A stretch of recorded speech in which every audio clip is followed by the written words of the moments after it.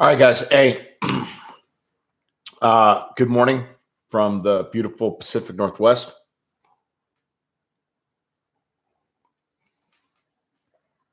Just woke up. I had some phone calls and some business stuff I had to take care of. I wanted to have this video done and posted by 9 PST or noon Eastern. It just didn't happen. So we're going to get this thing knocked out.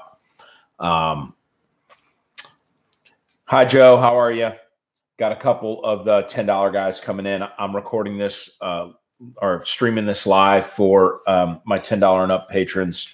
Just kind of thanking those guys for that extra effort. As you guys know, if you're watching this and you're a regular patron, you didn't miss nothing. I'm going to upload this thing in a few minutes anyway. So same format as yesterday. Tablet over here, phone over here. Tablet's got the video I'm going to review. Phone's got practice score results, which are up on the patron site. So you guys can reference that stuff as well. This stage was called M&T. I think that's for like Mike and Tammy, or Mitchell and Tammy or something. It was the two people that volunteered to set up the stage prior. They named the stage after them. Unlike the last AAR I did where I was doing V's and talking about running across and whatever, based on the short, narrow bay and the video and my memory, I was able to make a little little sketch here. So I'll be able to use my finger and you guys will have a better frame of reference. Shooting area was squared off on the back. I have it depicted as a V, but it's irrelevant for the purpose of this. Step in the box and then either go here or go here to do your whatever. So pre-thinking. All right. First off, I didn't mention this the other day when I did the stage 1 video. I was supposed to be first shooter on, third shooter. I was supposed to be third shooter on that first stage that I did, but I didn't understand. It was my first time on this range, and I was trying to like not be that guy. So I showed up and my blaster was unloaded and locked in to my Safariland gamer rig. And I looked around and there are guys walking around with unloaded pistols and they were already jocked up. Right. But I didn't want to jock up at the car, because I didn't know whatever. I just didn't know the range etiquette on that. So I went and found an RO and said, hey, man, guns in the holster in the vehicle. It's unloaded. I don't have any of my mags loaded. You know, how do I transition to that guy? And I pointed to a dude that had a shit on. He's like, well, there's safe areas over here. Gun needs to be cased, brought over to the safe area. Can't bring any ammo over to the safe area. And then you can, unload or, show clear and then put on your rig and then jock up over there. No jocking up at the cars. I'm like, okay, cool. Open up the tailgate, took the gun out of the holster, put it into my little baby Pelican, and then carried the rig over and jocked up for the match. Why am I telling you guys this? Because I didn't have my mags loaded, because I didn't know what the rules were. And so I've got, 3, 4 140s and a 170 that needed to get loaded. So we walked over to that first stage and I'm still jamming mags. My thumb's screaming and I'm loading up all my mags. And they were like, all right, hey, you're in the hole. And I was like, I'm not ready to go yet. And fortunately, the number 2 guy wasn't even there. So after the first shooter shot on stage 1, they wanted me to go like right then. And I'm like, I don't even have all my ammo loaded. So they bumped me to the back of the firing order on the first one, but it did not change my standing in the tablet. So when we went to the next thing, I bumped forward. So on this stage, I shot second. And on the third stage, which is the classifier that we will talk about, I was the first shooter. And this absolutely plays into it based on my lack of experience. Everybody knows, especially on complex stages, you don't want to be the rabbit that sets the time or the pace or the standard. That's just standard gamer 101 bullshit. Anybody that's ever shot against their buddies knows that, right? You don't want to ever be the first guy. But it was critically more detrimental to me as a new dude to this sport.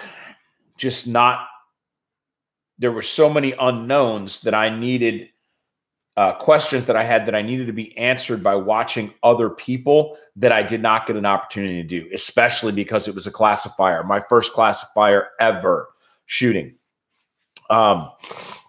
So stage three. We're talking about stage 2 now. But my point is that I only had one example of kind of quote, quote, what right looked like.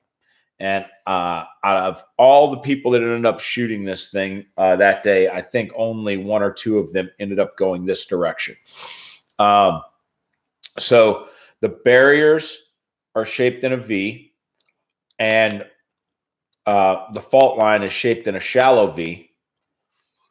And from the corner of the fault line on the left, I can see these 2, which are USPSAs turned sideways. These 2, which is a whitey blocking half the alpha of a USPSA behind it, and then a sideways USPSA with a full size standing on top of him. I can see all 3 of those. I cannot see this guy from over here. So not exactly a mirror image from this box. I drew this wall too long. I can see a mirror image of these guys over here, but the angles are such that these guys are in play. So my thought process was I could come here and only commit far enough to be able to see this guy and cut off a little bit of movement here. I'm trying to think like a gamer, like human efficiency, whatever, you know. So instead of clean 3, come over here, clean 3, in my mind, cut a little bit of distance on the angle, shorter distance to move, establish Chuck's pillbox, and then just drive the gun and do all the work to the right. And I don't think that was a bad idea. Obviously, this is a harder shot from here than it is from over here. Had I accepted mediocrity with aiming, I think that would have been good. But because I was still locked into this, where's the center mass of the A? I need to drop these things in the alphas. I burned a lot of time on this. So I would do the footwork the same way, but I would just shoot faster. It's a speed game. Of course, you shoot faster. That's the stupidest AAR comment ever. No, but like seriously, I would put the dot on the cardboard and just pull the trigger. To try to be in the spirit of this competition.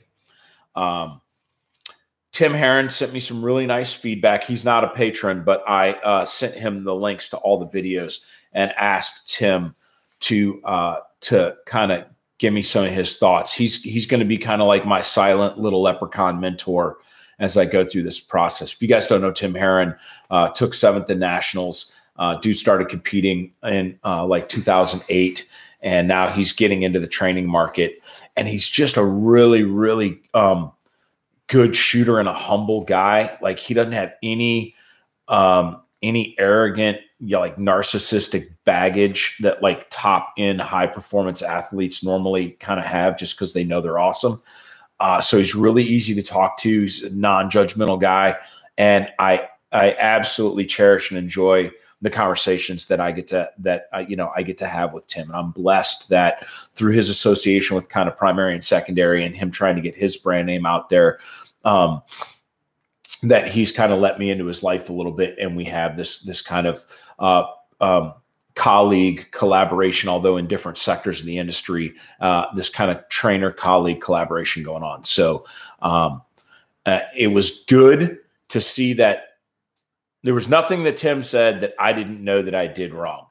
I thought that I was going to get a lot more gamier feedback from Tim, and almost more than half of his feedback comments were related to marksmanship, believe it or not anything else. It was all about sight picture processing and when to pull the trigger, how I'm doing follow through, over confirming my sight picture, which, is leading to longer time for me to actually make the bullets go where they want to go. So you would think that a gamer talking to, an advanced level marksman would be talking about the nuances of the game. And it really wasn't. It was, most of the AAR comments were about cognitive processing to compress the integrated act of firing. That whole accepting mediocrity thing that I was talking about. You know, I say that and it like triggered all the gamers on the internet, but that's what we're talking about. We're talking about good enough for the purposes of this game. You are going to take a gamble that your training and everything that you've done up to this point, your dry fire, all of this stuff, that if you flash that sight picture and launch that pill based on previous performance, you now have a probability of success. Whereas my firing solutions that I teach are about guarantees because they're being applied in a lethal force environment, blah, blah, blah, blah, blah. So that no fail means no fail. And so I have to, just like competitors can't miss fast enough in my courses, I can't get out of first gear shooting.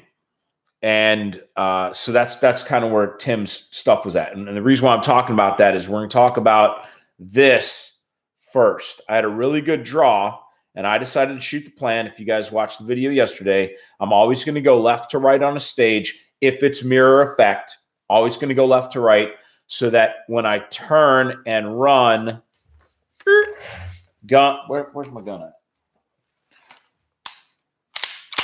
Now with visual aids. So, pew, pew, pew, pew, pew. Turn, natural body position, keeping the gun aligned with the arm, off to the left. Now I can run, okay, except for I'm like old and broke and fat and shit. So I'm like, So I'm going like this, right? Gun, downrange, nowhere near the 180. If I've got to bring the gun into my workspace, well, I get the gun up in some workspace, especially with this. I figured out how to do the slide stop thing, and it does require a little bit of breaking the wrist for me. So if I try to do it from here, there's a stretchy thing going on. I can't get the button when the gun's all the way out here. So I can't do that to mag change. I got to get the gun here, and then I can get the slide stop every time, right? And until I rewire myself to do a support hand slide stop release, which on a Glock, everybody knows, between power stroke, support hand, strong hand, and Blauer's staged support thumb strong hand reload, support hand reload comes in third out of fourth. Only thing slower than that is a damn power stroke, right? So, but for this platform, I'm going to have to learn to roll in and hit it. And that's my backup. I make one attempt to get this slide stop. And if it didn't happen, I'm rolling in and I'm support locking it and throwing the gun out. And I'm adding about a half second on that mag change if I dork it up. So when I bring this gun in, and on an indoor match, I almost got a 180 violation because the muzzle was going totally facing up range. The muzzle was going up and like at like 179. So as I'm going to cut across that range, that gun's coming in. If I'm going to reload on the move, didn't have to on this stage, always going to go left to right for that reason. Unless, obviously if there's a stage reason why I need to go right to left, well, then I'm going to be running like this, doing some stuff like that. But I don't want to do an unnatural motion for no reason. So in the case of stage 2, I'm going to get in here. I'm going to shoot that guy and that guy or that guy and that guy. I can't remember which one. And then over here, we'll see it in the video. Now, next, theoretical gaming versus practical practice, right? I already told you guys, I went into this thinking you need to be shooting more on the move. You need to be shooting more on the move. You need to be shooting your way into your shooting box. Although we know this whole thing is the shooting box, right? Takes me back to one of my best one-on-one conversations that I had with Voight, and I talked to you guys about it in a previous video where I said, he beat me by a couple of seconds. I think it was a 20. I did a run in 26 seconds, and he did it in 23. And we had to shoot from 6 different areas. There was no established box, but these were steel walls, and they had pneumatic plate racks that went all the way back from like 3 yards back to 25 yards, shooting round plates, and they doing that stuff like Rogers steel. So as long as you had the sector of fire, you could start shooting anywhere. And what all the tactical guys did was ran to the center of the base, stopped, presented the gun, cleaned the rack. Ran to the center of the base, stopped the gun, or stopped our bodies, presented the gun, cleaned the rack. And we had to do that 6 times, clean all 6 bays on this steel range. And Voight shot it again because we didn't see what he did the first time. And so he's talking to me, the second place finisher, the guy that I beat my peers, but the gap between my peers and me, and the gap between me and Voight were pretty significant. So so Mike has got the gun up in his workspace, and he's moving, and he's starting to present, and he's rolling in and pressing the gun out, and he's basically starts shooting and curved and continue to fire. And so that run, stop, shoot was told me by this, mentor of mine, this guy that I really respected, that I enjoyed shooting with more than in any of the other national or world champions that I've been blessed to be able to have trained under. And so I'm trying to apply something, and this is where experience comes in, and it matters in every aspect of the game, or the game of life, shooting, killing people, whatever. Experience gives you wisdom to know when to do stuff. You can learn a technique and put it in your playbook, but if you don't know when it is optimal or appropriate, then what has that technique done for you? So this is an example. Guys, on this video, I draw somewhere between 17 and 18 seconds. So you can fast forward through the load, make, ready crap. So buzzer goes off. I step into the box. I get the blaster out of my hands, and I immediately punch it out, and I start closing the distance here, aiming and using shooting on the move, recoil management techniques. I lowered my base, started rolling my feet, but I wasn't moving fast, and my shots weren't coming fast because I was dealing with a wobble zone. What kind of wobble zone? Dude, people threw all kinds of Charlies on this stage because they took the USPSA A zone and they went boop, and they turned it sideways. Guess what it ain't got? Any room for error for vertical stringing, whether that be poor recoil management, pow, pow, or flinching. So if you flinched, you were going south and out of the A. And if you fired a hammer and you weren't letting the gun get flat and tracking your sights, you were going to get a round in and then a round out, because you're trying to go on your split cadence, but the sights aren't there yet. And so you're going to end up with an Alpha Charlie. Dude threw some C's on this drill. For as short as this thing is, you watch that video, man, it was vitamin C fest on that stage for everybody. The dude that won this stage, I believe, fired 7 Charlies.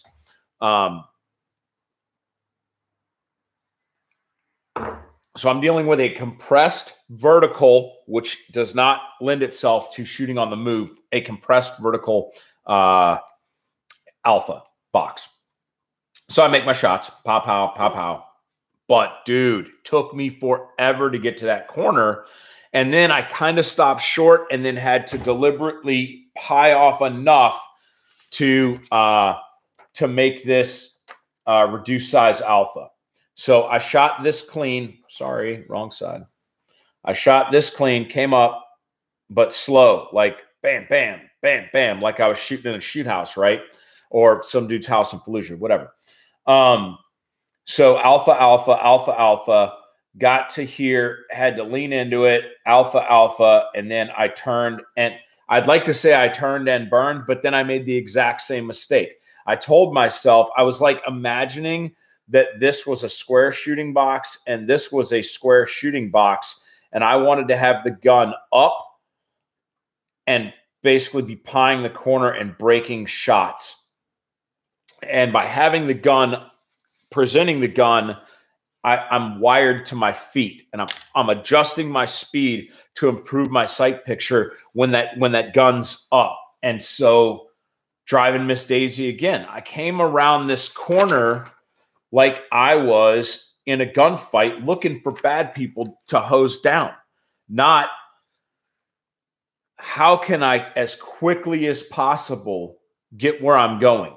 So if I had the shooting on the move is critically important in this sport, but when I'm running and my we'll call it point of domination to use tactical terms, if my point of domination is closest to the targets and they're not shooting back at me, why start firing here slowly when you can just run down there and shoot them quickly because they're right there?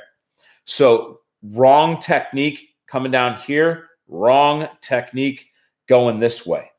I'm going to start the video.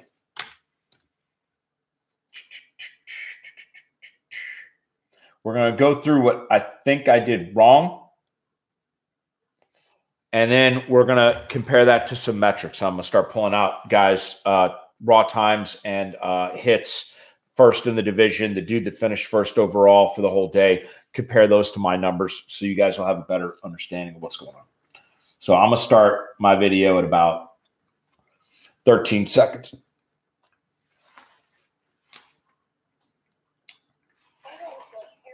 Are you ready? Stand by.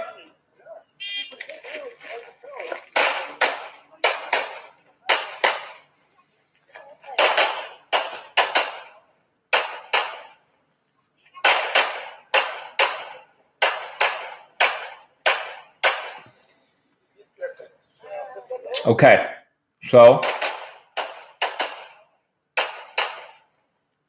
first engagement.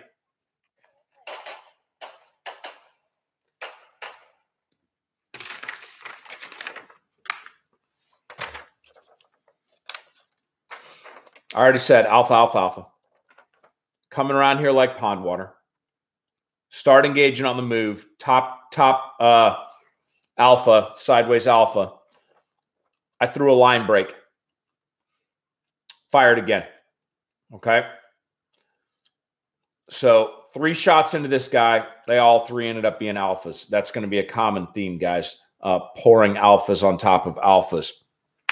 So I'm trying to read my sights and recoil and do compressed follow through and whatever, but I'm erring on the side of, I don't know if that was in, F it, boom, launch another one. And all of those little splits, 0.2 here, 0.2 there, 0.2 somewhere else, it's all going to add up. It's all going to add up.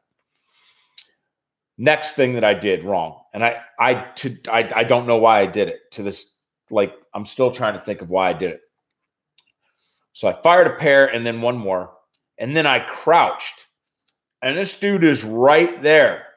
I literally like, oh, you want to get in the prone? Ha, gotcha. And I like bent over, blasted him so I could shoot him straight on, and then stood back up. Wasted movement. Completely wasted movement. There's no tactical reason to do it. There's certainly no gamer reason to do it. Did I think I was going to get closer to the target by squatting down as opposed to just shooting down? I don't know. So that's an indicator of kind of the stress of what I was putting myself through, like starting to manifest itself in erratic behavior, I guess. Came over here to alpha. Didn't decide which one of these I wanted to shoot. I either pointed high and went low. Yeah, I pointed high and then dropped the gun and shot 2 alpha, 2 alpha, 2 alpha, and then 2 alpha and a makeup alpha. So I decided to do a box drill.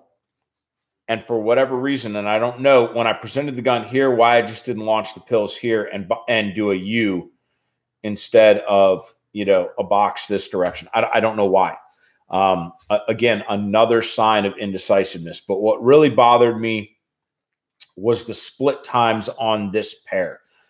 They were very deliberate. And if you watch the video, you'll see the shadowing in there because it was really, really sunny out, and the sun was coming straight down on a tree, and it just kind of made everything back there dark. There was no way I was going to see where the Alpha Charlie line break was at. And because of that, I was extra scared about throwing shots. So I way over confirmed my sights on these engagements. And once again, I shot one. Dude, anything within about that far from a C line, I was launching another pill this match. Like, that's not totally, send it up. Send another one. Send another one. Send another one. And that's cognitively way too focused on accuracy on paper. For the metrics of this competition, for this thing. This is a race. This is a race to see who can finish first, and every shot has some type of consequence to your time. But it's a race to see who can finish first. And that's not, as opposed to being a marksmanship event where let's see who can accomplish the task the soonest. It's a completely different mindset. And so there are shots that I'm going to need to take that I would never take with a firearm in a real environment. I wouldn't do it. So, but this is a competition, and the scoring system is such that the level of accuracy required doesn't need the level of scrutiny that I'm putting on the firing process, bottom line. And that's going to be a continuous deal there. So stage planning on this one, good. Most of the shooters shot all 4 of these from this side. So when I watched the other guys and gals in the squad shoot this, and I saw them shooting kind of the same plan, I was like, okay, Chuck, you get thumbs up for stage planning. Good idea. But my movement to my 2 firing positions was poor. I should have been at a dead-ass sprint. Decelerate, guns coming up, feet are planted, zap, and then turned, accelerated, decelerate, zap. So this was not a good stage for me just because I was inefficient and over-confirming my sights. So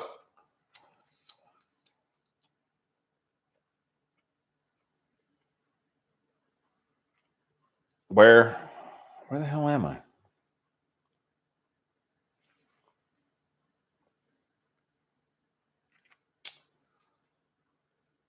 Let's go to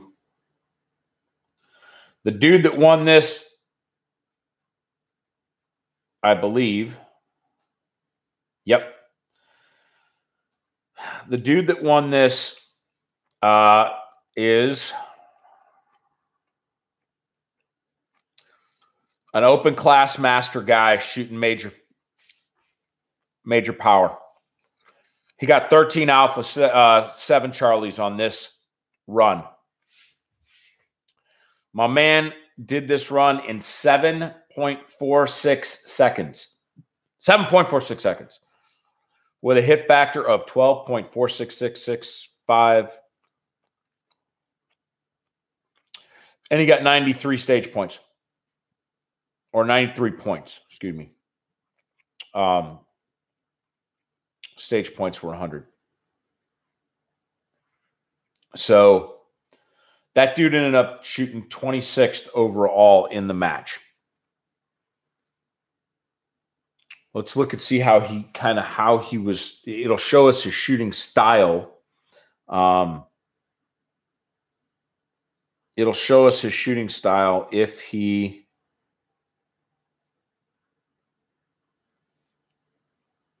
we see how he did for all day. So let's go down to Mr. 26th. Mr. 26th shot 73rd percentile overall. And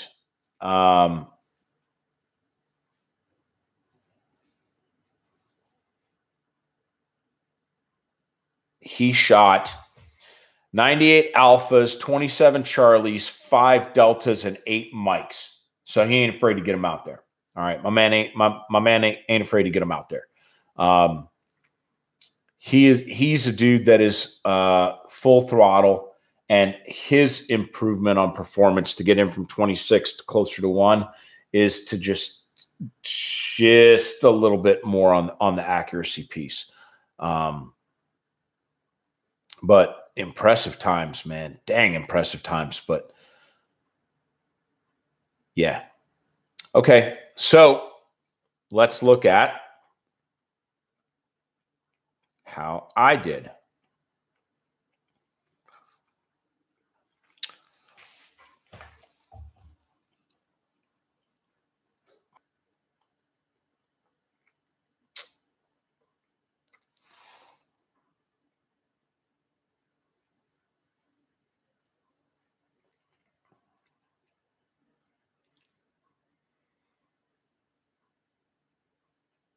I placed, I think, 14th in the unclassified shooters, or maybe that's 14th in open division shooter. I don't know. I don't know how to read this thing yet. I was 53rd percentile, 100 points, 53.76 stage points. I had a hit factor of 6.7, and I ran the drill in 14.92.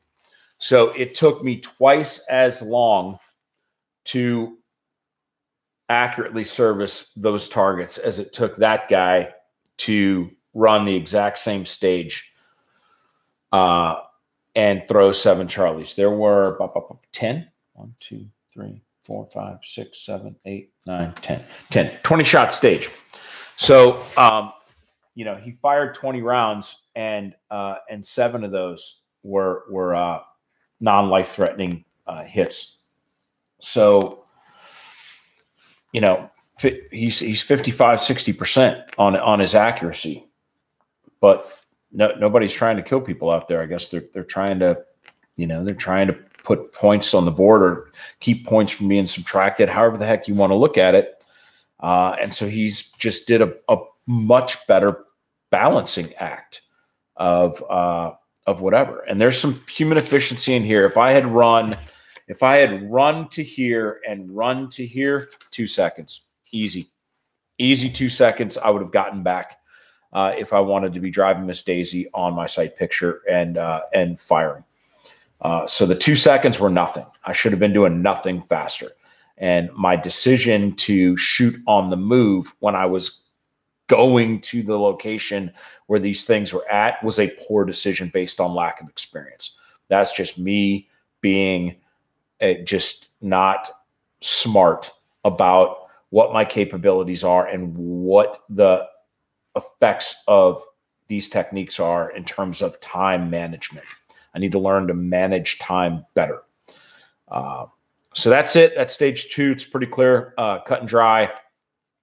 I'm going to upload the stage 3 classifier, and we will talk about that one next. I'll be posting video up today with the stage 3 AAR as well. Thanks for checking in, guys. I'm learning a lot about some stuff, life in general and whatever. So more to follow as I continue down this path. Thanks for tuning in. Babcock, Dano, and the other 2 guys that are they're ghosting in the background. Thanks for joining me on the live stream. I'll see you guys later. This is Chuck. I'm out.